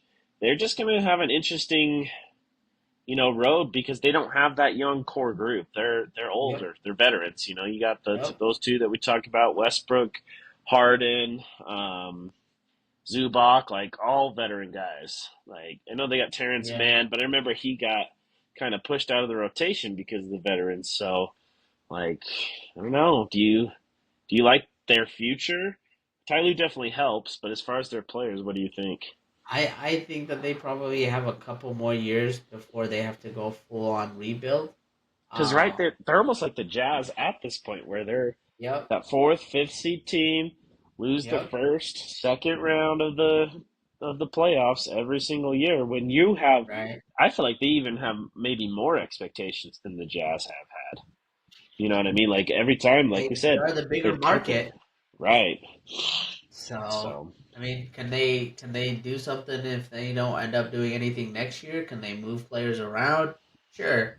But it's gonna be hard because those guys are gonna be coming towards the end of their careers, and it's gonna be hard to move any kind of puzzle around to. build on. And I remember Terrence Mann was really, really going off for them, and all of a sudden, like you said, he got pushed to the side by James Harden and all these other guys that came in, and so they have a deep squad, but it's only because their five starters are basically veteran players. They're four, and so yeah, I don't know where their future um is gonna be for them. I think that it's gonna be hard for them to move things around. But hey, maybe they push one more and 2 more years and then just go full on rebuild. So, Right. but moving on from that because I could talk about Westbrook and the Clippers all day. I don't know if you saw this too. The Cavs are trying to not lose their core. They're trying to keep Donovan Mitchell, Jared Allen, and let's forget the point guard, Oh, Darius Darius. Garland. Yeah. Hmm. So Really? they've come out and said that they want to try to keep that core together. They're still really young, and so they want to make sure that that core does not go anywhere, and that they're trying to sign them all to an extension. I like this move. What's your thoughts? Um, I guess obviously you gotta do everything you can to keep Donovan Mitchell at this point. I mean, he's a Yep. bona fide all-star, superstar, all NBA guy now, and you got to keep him. I know you're wondering about how happy he is in Cleveland, if that's really where he wants to be and everything, which, Right. you know, kind of sucks because that's obviously what we were getting as Jazz fans the last couple of years towards the end when we knew that, he probably didn't want to be here anymore and all the Rudy stuff. But Jared Allen, I get too. I think Jared Allen is a little bit older, but not like a veteran, old guy. So, and Right. they clearly missed him in the playoffs, and he would have made a huge difference. So I get that. I am a little surprised about the Darius Garland thing, not because Darius Garland isn't good, but just because I feel like Donovan just took over that team like in Yeah. such a big way, and I didn't know that they meshed very well. But then again, I could be wrong on that. I'm not. It's not like I watch all Cavs games or anything. It's just like I follow it as much as I can. So I guess that part was a little surprising to me. Yeah, I mean, he definitely is the play. The Donovan has definitely taken over that team, but I think Garland's still known as the playmaker on that team, and he's still super. He's another freaking Jaron Fox, where he's super fast on the Yeah. court. He's willing to move around. He doesn't need the ball in his hand to make plays, and so I think that's why they're trying to keep him and to keep that core together. Like you said, Jared Allen is kind of on the older side, but at the same time, he's a great defender. He's gonna Oh get yeah. you freaking 10 and like two or three blocks. So it's like Right. you can count on him to do his part, and then that pick and roll that didn't work with Rudy is working really well with Jared Allen. So it's like it just because I just feel like it just works better when you have a point guard that can make plays, and you don't have to be the guy to always have the ball. You can just be a scorer, a catch and shoot kind of guy, and that's kind of like I Yeah, at least feel Donovan, like he Donovan can thrives on. he can I think he can do it all. He's definitely great at creating, but he's a good catch and shoot guy. He's got a Yep. quick release. Before I let you disrespect Rudy Gobert as a roller in the pick and roll, dude, I'd remind you of the stats of him being like the number one screen assist guy for like 3, 4 years in a row or some shit like that. So don't ever talk about Rudy like that. That's we get enough Rudy hate from ESPN and freaking Hey, every and hey, Shaq and Ernie and the yeah. donkey ass like you like to call him. So hey, No, no, he's the, no, probably no the hate best here. roller in the NBA. No, But no, no no, hate I here. just like yeah, I just was gonna throw that in there. Gotta defend our boys. Once a jazz man, always a jazz man. That's kind of how the Amen. culture is. So, but let's move on to some WNBA news because it's been getting kind of heated as of late. Obviously, Caitlin Clark, like we talked about, been the number one pick, and she's been definitely like playing good individually. Although I think she's coming off her worst game as a pro or a college athlete. Like she only had 3 points and she shot 1 for 10 from the field the Wow. other day. So she against I think it was against the Liberty and your girl Yeah. Sabrina Ionescu. Yeah. Yeah. And that's when So she got into some trouble too, actually. yeah, or with the was that the team that she was getting like bodied by like in the inbound Yep. play or whatever?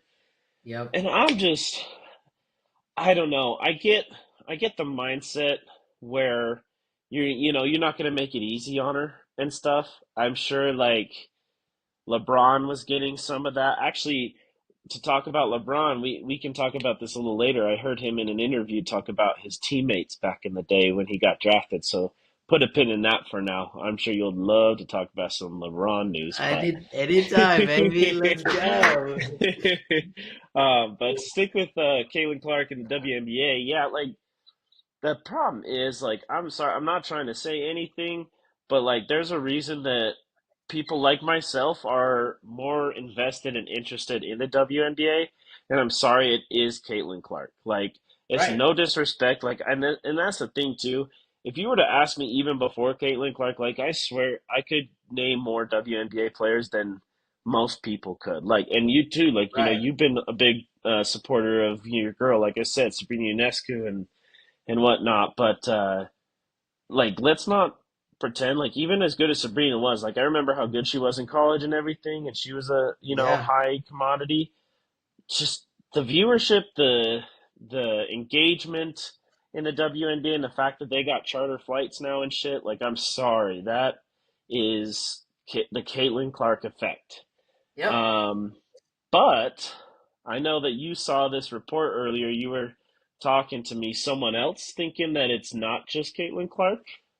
Yeah. I mean, there was a report that came in that the queen bee herself, is Angel Reese, says that she's there's other reasons why the NBA WNBA is getting more viewership. It's not just because of a one player. Now that's not quote for quote what she said, but very kind of similar to what she said. And so when I looked at She that, she said it was like me too. She's like, yeah, it's me not just the too. one It's player. because of It's me me too. Yeah. too. Yep, Hmm. yep. And I kind of like looked at that. I can agree to an extent because of the rivalry that she's created with Caitlin Clark. It's definitely made it interesting to see when they play against each other. Now, does does Angel Reeves benefit from this rivalry from Caitlin Clark? Oh hell yeah! Did Right. Caitlyn does too as well? Oh hell yeah!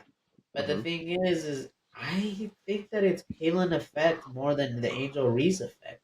She even said like, "You guys are making me the bad guy" or something like that, and now I'm gonna go with it. And I'm like, you keep Dude, you going did back that and forth yourself. with this.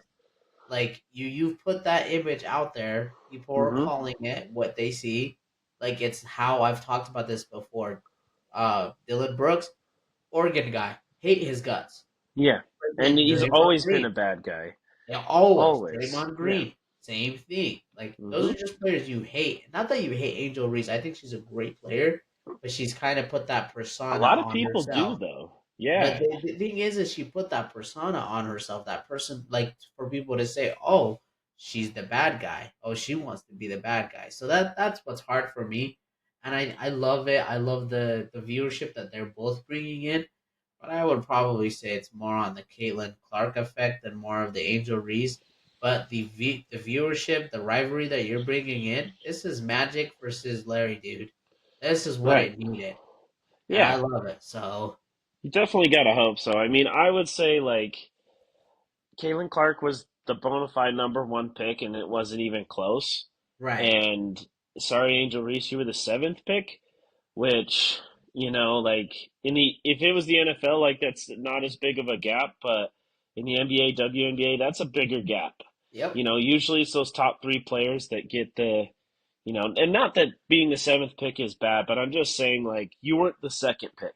Yeah, It wasn't, like like these are the top two players and in to the put it in WNBA, or it was close. perspective, Like maybe Angel Reese should have been number one. You and know like what I and mean? to add on to that too, to put it in perspective, the team that picked her, the The Lynx was it? the No, not no Eagles, no no no. That was it was the Chicago Sky. yeah, the Chicago Sky, they actually picked another player before her. Yeah, they had the third and the seventh pick, I Yeah, think. so they could have Yes, used her on the third pick, but they realized but that maybe she would still be there. So like Right. I'm not I'm for Angel Reese, getting what she needs. But at the same time, just don't be the person to put that persona on yourself, put that And then perspective complain on about yourself, it. and then complain about it. Hmm. Take it up, and do what you gotta do. And you know what? If you think you're the reason to, go on national Show it. TV and beat Caitlin Clark. Block the Show it. shit out of her. Do something to make yourself memorable. Then people would be like, "Oh, maybe it was Angel Reese. Maybe it wasn't Right. even Caitlin." So like don't talk the talk if you can't walk the walk. And so Hmm. that's kind of how I look at it. So, but But even to go further too, I don't know, like just as far as overall, like the clear hip checks, shoves, dirty plays on Caitlin Clark. I get, not making it easy on her, like harassing her for and sure, forcing some turnovers and getting in her head. I get you want to you know, show her like, hey, this is the big league, and they've definitely been doing that to an extent. But even through that, Caitlin's still getting hers, and like I know she had this one bad game, but she's getting 30 points. Like she's, it was so funny. I think it was that woman that shoved her, and no disrespect, but like so the thing is, I know Caitlin Clark's name, and I don't even know this woman's name, but like she said, like there's yeah she can shoot threes, but there's so many things oh that I yeah, can do better or something, yeah, and they she pulled said, up the stats, and it was like points per game, Caitlin, shooting percentage, Caitlin, assists, Caitlin, blocks per game, Caitlin, rebound, literally everything. And yeah, Caitlin's been in for like just over, just a little bit of the season so far. We're still in the first part of it. yeah, she said that the only thing that she got in her bag is 3 pointers, and I was like, That's what it well, was. Yeah. this is true, but she can also cook you and still That take the might be what layup she's on you. best at, but she's also a good point guard. She can dish the rock, dude. Like she's skilled, man. So Yeah, I I hope that, maybe after this season at least, like it could just be more like respect. I know that's a big narrative. I feel like everybody's kind of on Caitlin's side. As far as just like enjoy watching her play, and I can see, like, hey, all of these women are incredible athletes and at the top of their profession, and been doing this for years. And Caitlin comes in and takes it over, but like at the same time, like there's a reason. Like she didn't just do that because she's got some flashy music. Like she's a dog. So, and it's just kind of like I was saying. So let's get into your boy LeBron's news that I was going to talk to you about. I don't know if you saw, but it was on I think a podcast that he did. It looked like that one with JJ Redick, but I just saw the one clip, and I don't know if it's released yet. But I guess a bunch of his teammates, like there were interviews. I never saw this because I know we were pretty young when LeBron got into the league. That's what's crazy. Like we're yeah, full all on, blown on three. adults now, and we were probably like 3 or 4 when this happened. But um, a lot of guys were like, "Yeah, we're not just gonna throw over the team to him, or we already got guys at his position that are better than him, and all this stuff." So I was like, "Wow!" And he was obviously the prodigy, the chosen one. Like he already Yep. came in with the, like you got to turn around the NBA, you got to be the face of the NBA, and obviously he did it, but. I don't know. What do you kind of think about that? That's pretty wild to say about LeBron, and then obviously what happened Yeah. after. Did you ever watch his documentary, like the where it's like the high school one where it's somebody else is obviously acting as him, but it's his that school that went. Oh, that show about the Yeah. St. Vincent St. Mary's or whatever. I Yep. didn't Yeah. catch that. No. No, it's Did a you good get? show. So I watched that a little bit, and it kind of mentioned that and the hype behind him, like a player like this caliber. We had the same feeling for Zion Williams. We were like, oh, is he going to be the next LeBron? Never turned out to be. It's like I don't know if you can really get the next LeBron. I think it's gonna be the next whoever. But Right, you hear like stuff Wemby like that. maybe. Yeah, but the thing that is though, like it doesn't surprise me because typically players don't want to give up a team. They don't want to give up a system that they've already, and especially a kid who's just fresh out of high school. He Right, didn't high even school, go to not even college. college. Like he Yep. was 18 years old, like fresh out. Like he didn't even know what was going on. All he knew was basketball. So Right. like that doesn't surprise me just because you got those veteran players where they're like, I don't think he can do what he can. But then he started proving people wrong, and he took that garbage Cavs team to where he took them. And so, I mean, there's a reason why he's the king, the chosen one. Like the Cavs needed that kind of a player, and he ended up delivering.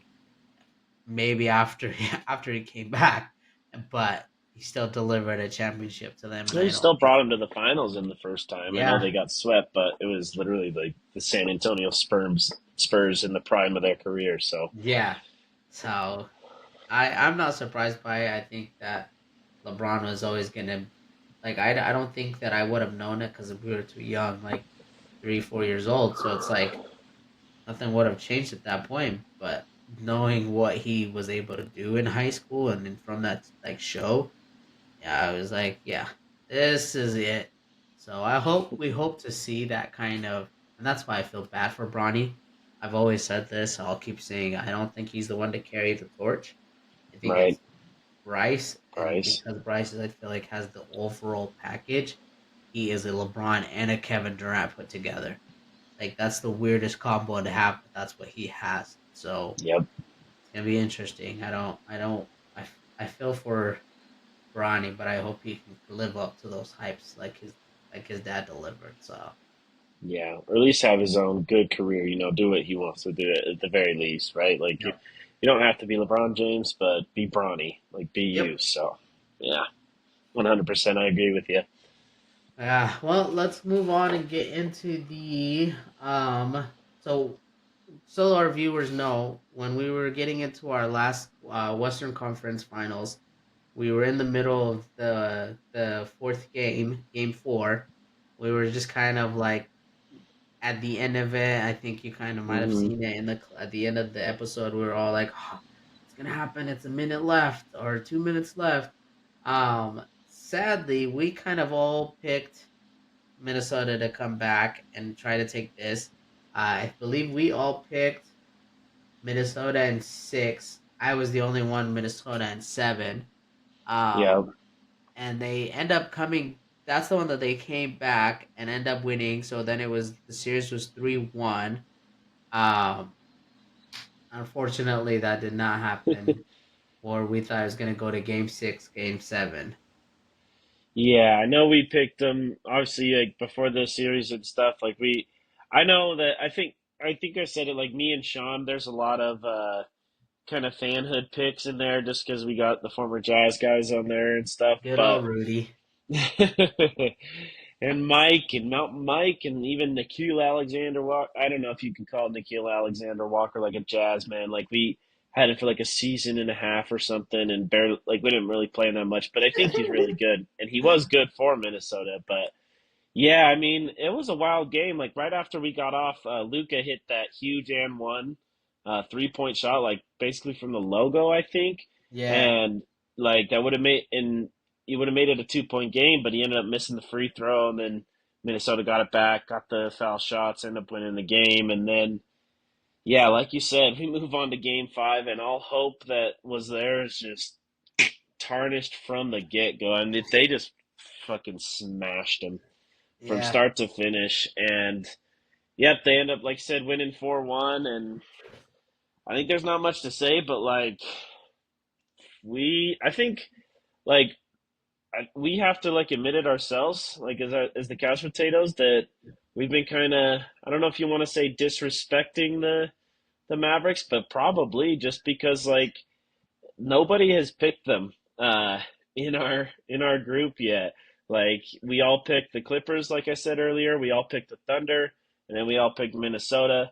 yep, Obviously, like there were some fanhood picks into there. Obviously, you're gonna pick your Thunder and stuff. yeah. But like, I feel like at the same time, even with the fanhood removed, we always thought that other team would be We're better. better. And I think like I hate to say it because I do fucking hate Luca. I'll just be honest about it. I think he just whines so much. The thing is, like, it's just because he cries and whines all the fucking time. Yeah, Like, if he were to just go out and ball, because like the thing is, I can't deny he is that guy. Like a lot of people were ready, myself included, to be like Anthony Edwards, next face of the league, and I think Luca came in there and said like, hey, Nah. don't forget about me. I'm here. Like I run this shit, and he Yeah. just makes it look so easy. Him and like the only other guy I could say to make it look like that is Jokic, and like I here's my thing. Like I talked to you about push off P earlier, right? I remember as a Jazz fan, like don't piss these guys off Yeah. because as soon as you piss them off, that's when they start to kill you. I remember saying with Westbrook, Paul George, like it's nice when it, still happens to work out for you. But like I saw that there was like a thing where fans brought handkerchiefs, like especially in like the first couple of rows at the in Minnesota for Luca, were like waving at him, like doing the crying thing. And Yeah. then he basically like, obviously starts torching him and goes, "Who's crying now, bitch?" And I'm Yeah. like, "Well, you did that to yourself." So Yeah.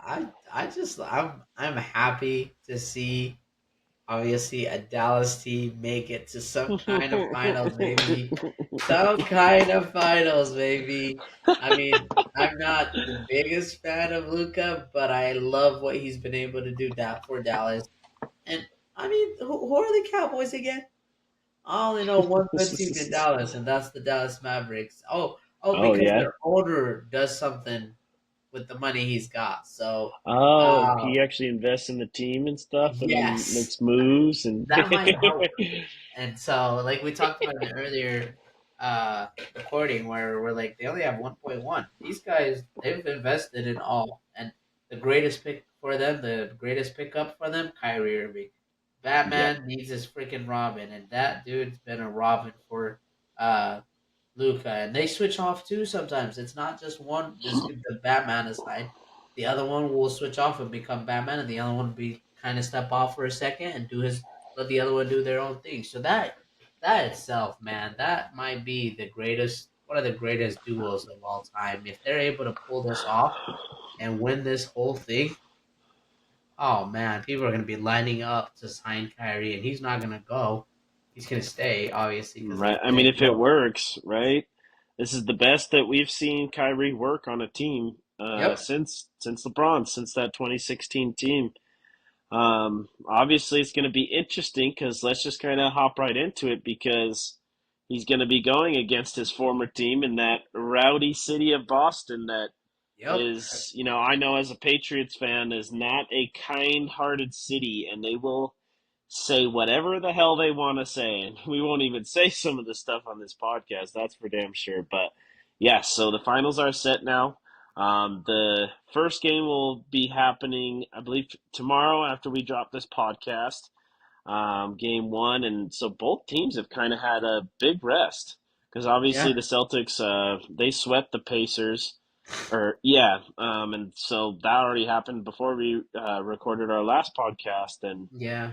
um, but yeah, they're coming in though. I mean, obviously, like Boston's been that team this whole year.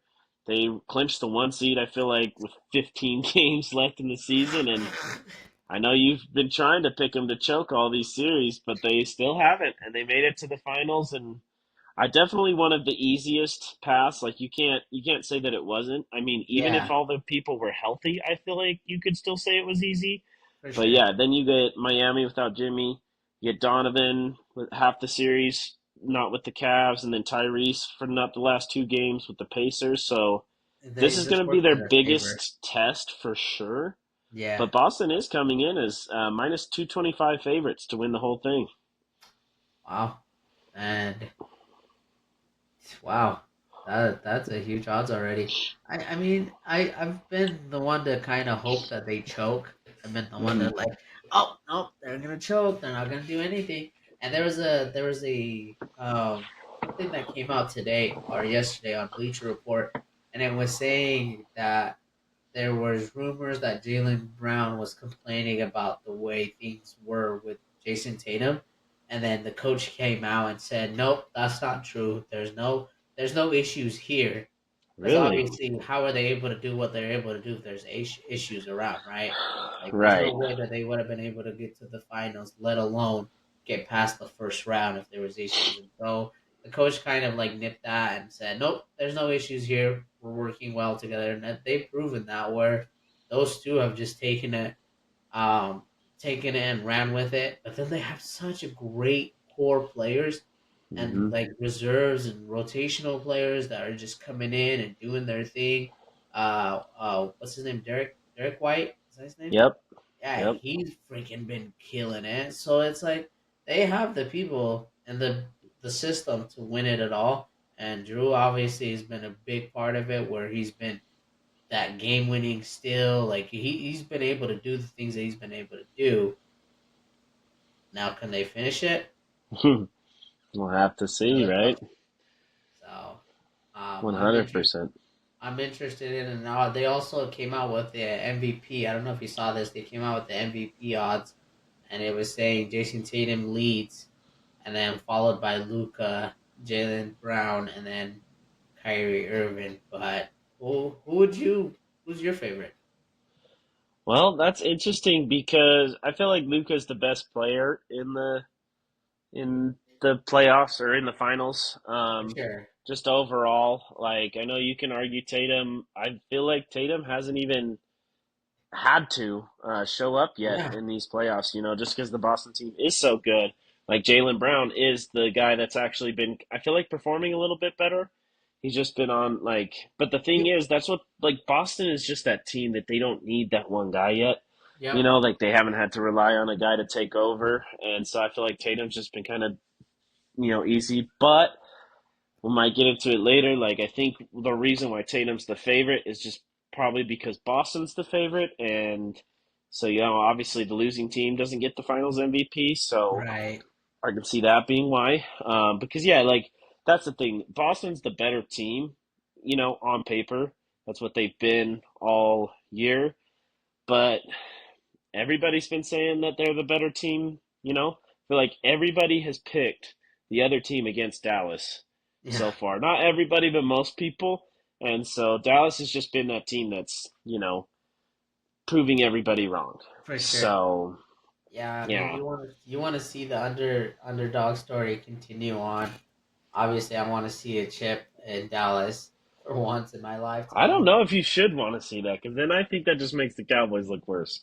Yeah, I'll take it because then I can say I saw a chip in my Dallas won. lifetime. In your life, Dallas won something. So, but I did Jalen Brown win the Eastern Conference Yeah, Finals MVP. Finals Yeah, MVP. Yep. so Luca I won the mean West. he's been a dog for them. He's been freaking turning on when they need him turned on. So I don't know where that stupid rumor came from that he wasn't. There was issues, but Right. I don't see Boston letting this slip unless Kyrie and Luca keep going off every night for 35 plus, and then everybody else in the role players can come up with the rest. But and you figure out how to shut down Jalen Brown, Jason Tatum, Drew. Like the list just kind of goes on. Right. Well, let's get So into that. So, I think you bring up some good points. So, let's get into our keys to win the series for both teams, and let's start with Dallas because I think that's a good point. My number one key is going to be Kyrie has to step up. oh, Like I think Luca is going to do his thing. Like that's just Luca's at a different speed. He's right, playing at a different level, and I don't think you have to really worry about Luca. I think the thing is like not like to talk shit on Kyrie, but just you're gonna have to like to keep up with this Boston team. Kyrie's gonna have to have big performances. right. No, I couldn't agree with that more. I think that the last two games, I think they both have had like 30 plus points. Like Yep. you're gonna need big performances like that. Like I just was mentioning that that Dallas needs Kyrie to be scoring 40 points a game, Luca to score 40 points a game, and everybody else pick up the slack somewhere. But and then I think the big thing too is stepping up to challenge Jason Tatum and Jalen Brown the Uh, whole entire series, playing it physical, making it difficult for them to get the ball. They have a uh, great system with their defense, but this is going to be a big challenge for them to try to stop that high power offense where one player doesn't need the ball, like you said, it's everybody who can do it. right. So Yep, and I think that's just to finish out with like my Dallas at least is the like you mentioned the role players earlier. I think that they're gonna have to continue to kind of step up like they have been recently. I know Sean has talked about it a lot where that's where they've kind of slacked in this season is that it has been all Luca or even Kyrie and just those other guys, the PJ Washingtons, Daniel Gaffers, Derek Lively's have just been inconsistent or not had great games. So you're going to have to continue to show up because I'm going to say that Boston's going to have, because they got plenty of guys. They got plenty of wing defenders. You got Drew Holiday. You got all NBA defensive guys on that team. Yep. And they're just like we're saying, like this is the biggest test for Boston, obviously. Like it's definitely the biggest test for Dallas as well. So Luca's probably going to be even though he's still going to get his, like he's going to see things and looks and they're going to have the ability to play him a little bit better. So those role players are going to have to step up as well. Right. No, I couldn't agree with you more. I think that this is going to be a game of who has the ball last and who can score the most points. That's really what it's going to come down to. Like, who can out That's what wins games. like who's literally gonna be, but like literally though, like who's gonna have 100 plus 120 points. This is gonna be a high scoring series. Who's Yeah. gonna be the team that just keep powering pounding it I down think the you road? could see some low scoring too. I think both teams have got some good defenders. So I think you could see all through, all Both. across the board. I think definitely, like you said, they got the high power. They're gonna probably are gonna see some high scoring games, but when the playoffs start, man, defense picks up, and especially in the finals. So I think we could Yeah. see some tough, gritty games as well. I'm excited. I think it'll be a great series. Um, so let's move on to the Boston Keys. I think one is that, from what I've heard, Porzingis is supposed to be back Yep. and that's obviously going to be huge for them. He provides so much for them. And talk about revenge games like we talked about Kyrie in Boston. It's kind of a revenge game for Porzingis. That was the team he went to after the Knicks. He was actually on the Mavericks. They were supposed to be that European dynamic duo with him and Luca, but just didn't kind of pan out. But I think that's going to be huge, especially because Dallas has got some viable bigs. So Right. he's going to have to step up both on the offensive and defensive ends. So Yeah, I mean I couldn't agree with you. I think them getting Persing, I call him unicorn. there you go. That's the, easier. the unicorn for seeing God, I think is his nickname that they gave him when he first came in the league. Yep. Um, they, um, he's gonna need to step up where he's contributing to 10, 15 points a game, and he's getting 10 rebounds, and he's also making some plays on the defensive end. It's gonna be hard for this team to get into the paint. So I think that that's going to be also spreading out the pick and roll, going pop, backing back out, pop Yep. three, and he's a Pick and good three pop. point shooter too. So that's going Yep. to be a key for me. I think that if they can get 15 points from him, 10 rebounds, and like a few blocks, that's a good game from Porzingis. And if he can stay healthy throughout Yeah. the 7 games, if it takes 7 games, that will be also a key too. And obviously, it's good that they've had this rest now. Getting back up to NBA speed. I don't know if he's going to be on minutes restrictions or coming off the bench, just so things aren't, the flow's not breaking up too much. That'll be interesting to see. Um, but moving on, I think that this might be the most important thing because I think this is what ends up happening. We saw it with LeBron and Kyrie, like for in that 3-1 comeback. They had like I think in game five or games, I'm pretty sure it was game five where they both had like a 40-point game or something like that. And like your big players show up in the biggest moments. And I think that the probably the number one key is that Tatum is going to Right. have to step up at some point. Yep. Like I said, he hasn't had to yet, and that's been okay. But the thing is, once you get to these finals, once you get on in the playoffs, usually it's going to be, Bigger you game. know, like I said, it's going to be that game's going to slow down and shots aren't going to be able to fall. And like, again, bring it back to that Cavs series. Like there was that stretch at the end of Game 7 where there was like nobody scoring for the last 3-4 minutes. Who stepped up? Kyrie hit that dagger three that won, the finals, brought Cleveland and LeBron as championships. So that's what you're probably going to need from Jason Tatum. So I think that might be biggest key for Boston to win this And I series. don't think it's just that. I think you're gonna need a big scoring run from him. You're gonna need him to take over and actually be the MVP of this team. Yep, yep, Like he is favored to win it, and so he's gonna need to step up and drop 40, 50 points even to keep up with this Luca and Kyrie team. that's a great Um, point. and I think Drew Holiday is also going to be a big factor of having to put clamps on one of those guys. I think the Yep. biggest thing that they should do is put Drew on Luca and just let him go to work. Don't switch on it. Like let him What rotate. What about him on Kyrie though? Because I mean, how? Because Drew's a little bit smaller, I right? think he Not like is, but super. He's probably like 6'3", 6'4" guard, yeah, something like somewhere that. around there. But I know that he can guard Luca. Yeah, So I mean, you could put yeah, you could probably put him on Kyrie. But I think the big danger is going to be Luka Luca Doncic, and you need obviously. your best defender on the court. And who's their best defender on the court, especially Drew, when it yeah, comes to perimeter? and I think that, but they we're.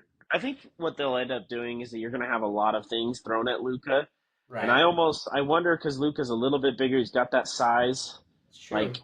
throwing like a Derek White or a Jalen Brown or something Yeah. like having that, and then you can have Drew on uh, Kyrie. Kyrie. It almost kind of reminds me to throw it back to like my Patriots. Just I'm taking a page out of your book, Feist. Throw back to my stuff.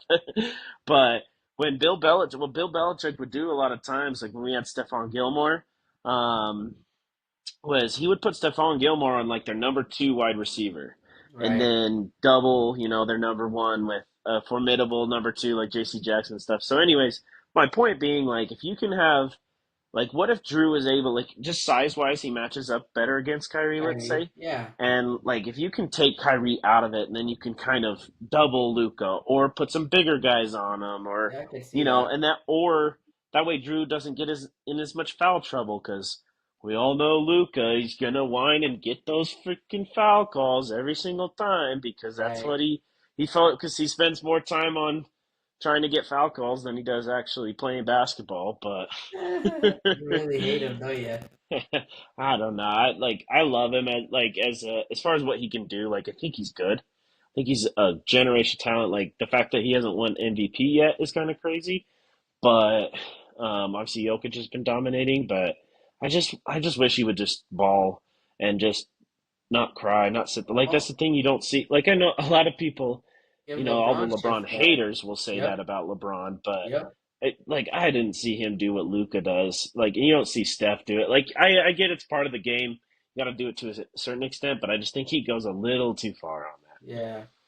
No, But I agree with you. I think that LeBron's always gotten a big hate for it. Now to see Luca doing it, it's kind of funny. I'm like, it wasn't this bad, but I mean, yeah, I definitely could see that matchup too. You take Kyrie out of the equation, and then you just do a bunch of crap on Luca, where you just make it living hell for him. But I yeah. definitely can see Boston taking this one, um, and finishing the Dallas. Even though I picked Dallas in six, I just Oh, you oh giving up spoiler. our picks early? Oh All right, no. spoiler. But spoiler, that's our next thing. But like that's what I mean is I could see Boston taking it.